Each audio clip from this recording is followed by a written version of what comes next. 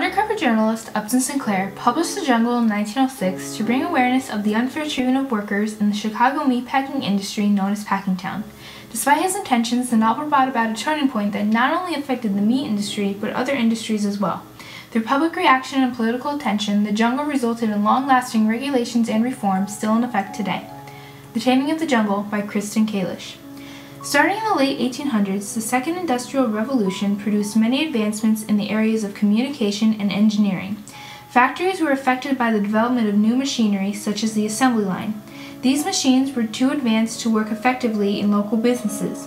Thus, factories developed, and this allowed the manufacturing of goods to take place at one location. Chicago's slaughterhouses were originally located and operated in small towns.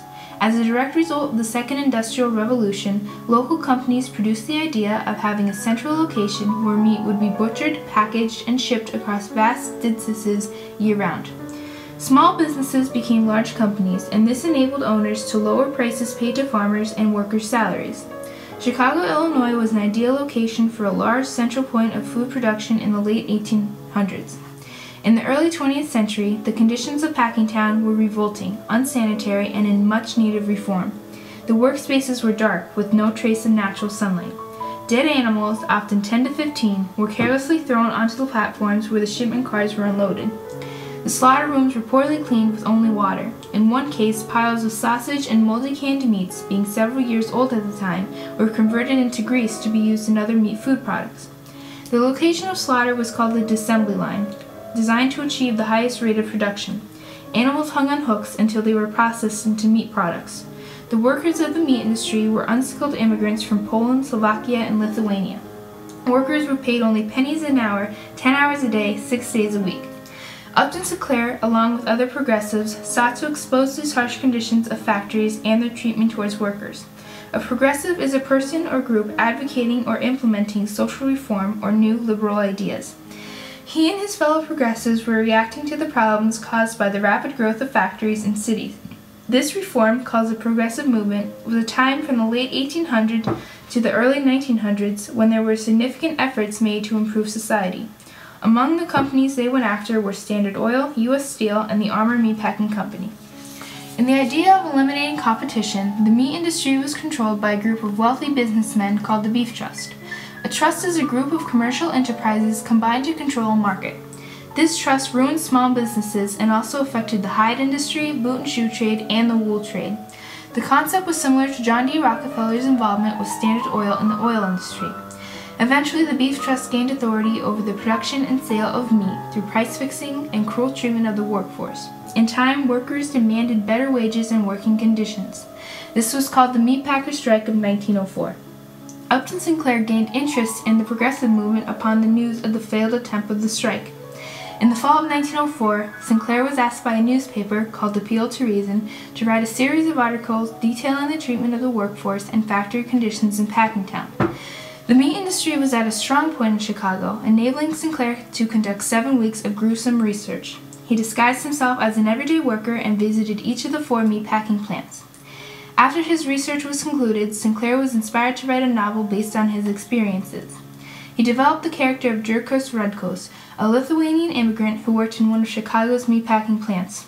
This novel, titled The Jungle, was published in 1906. The publication of this novel was a major turning point in history for the food industry. When first published, the novel's sales rocketed. It was an international bestseller and was published in 17 different languages. In his famous quote, Sinclair stated, "I aimed for the public's heart. Instead, I hit it in the stomach." Rather than calling attention to the unfair treatment of workers, Sinclair had managed to attract the public's attention on the matter of safer food. Due to an excessive amount of mail and reading of The Jungle, President Theodore Roosevelt was shocked by the horrid conditions of Chicago's stockyards. Charles P. Neal and James G. Reynolds, 2 social workers from New York City, traveled to Chicago, Illinois under order of Roosevelt. The report was later called the Niles-Reynolds Report. The investigation proved the conditions in the stockyards were even worse and more repulsive than recorded in The Jungle. They found poor lighting, poor ventilation, and unsanitary areas where the meat products were slaughtered, prepared, and packed. After reading the report, Roosevelt wanted the immediate enactment into law which would enable the Department of Agriculture to inspect the meat products entering into interstate commerce. He called the conditions revolting and a major defeat in law. The president admitted that before his knowledge of the conditions, he had only directed that the labels on meat products needed to only state the carcass of the animal. Roosevelt urged the findings of the report to be made public. He demanded inspections throughout all stages of meat packaging. Aside from the claims made in Sinclair's novel, an investigation led by the Chicago Commercial and the Illinois Manufacturers Associations was set up to further determine the conditions of the meatpacking plants. Both committees determined the products from the Chicago meatpacking plants were wholesome and a proper article for human food. However, minor adjustments were to be made regarding the water closets. Despite this, the Chicago Commercial and the Manufacturers Associations wanted to edit several sections of the report. The experts involved in the investigation fought against this, wanting the full original report. The statements were eventually left out. They regarded tuberculosis-infested meat, lumpy meat products, and diseased cattle. In the end, the report was shortened from 61 to 51 pages. The Illinois Manufacturers Associations and the Chicago Commercial had roots in Chicago, Illinois. The Beef Trust was headquartered in Illinois as well. These factors could have contributed to the committees having a bias. With President Roosevelt and the House of Representatives threatening to expose the Beef Trust, the public demanded to know the truth. In December of 1905, Roosevelt demanded Congress to enact a law to regulate misbranded and adulterated foods, drinks, and drugs. The public was in full support of this reform. Roosevelt's demand was enforced through the passing of the Pure Food and Drug Act of 1906, which became effective on January 1, 1907.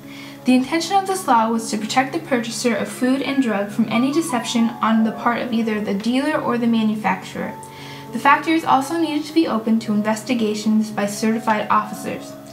An accompanying bill, the Meat Inspection Act of 1906, gave authority to the Department of Agriculture to regulate the marketing, labeling, and packaging of carcasses, meats, and meat food products. The Pure Food and Drug Act and the Meat Inspection Act ended up increasing consumer confidence.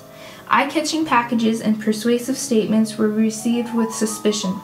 The public felt safety and assurance in the foods they purchased. This confidence benefited local business. The long-term effects of the turning point did not stop there. The Meat Inspection Act of 1906 was revised in 1958. This new act, called the Humane Methods of Slaughter Act, dealt with the handling and treatment of livestock. The Wholesome Meat Act of 1967 and the Wholesome Poultry Act of 1968 gave jurisdiction of adulterated meat products to the USDA and the FDA, or the Food and Drug Administration. On March 14, 1977, the Food Safety and Inspection Service, or FSIS, was formed. This organization gets its authority directly from the Meat Inspection Act of 1906. The FSIS has made many advancements in the food industry. They began to sample test food for pathogens. This method has been proven highly effective, and there has been a dramatic decrease in foodborne illnesses. In 1900, typhoid fever was approximately 100 per 100,000 population. By 1920, this had decreased to 33.8 per 100,000 and 1.7 by 1950. If The Jungle had never been published, consumers would not be aware of the contents of their food and would be just as vulnerable today. As a result, the publication of The Jungle made consumers really contemplate what their foods consisted of. The factual and disgusting descriptions in both Sinclair's novel and the Niles Rounds report called public outrage towards the existing laws. All further laws established in later decades have been enacted due to public concern and awareness rooted from Sinclair's The Jungle. Instead of just the appearance, the contents of the products mattered the most. In today's society, consumers expect and trust food is labeled properly. With necessary labels such as specific ingredient lists and company information, consumers are assured what they are buying is the real product. Today, the Chicago meatpacking industry is deserted, closing their doors in 1971. The industry has relocated to mostly small towns in non-union states. Instead of just calling attention to the unfair treatment of workers, Upton Sinclair had made a lasting impact on the important matter of safer food. In the end, the turning point of The Jungle produced reform and imposed regulations still protecting the public today.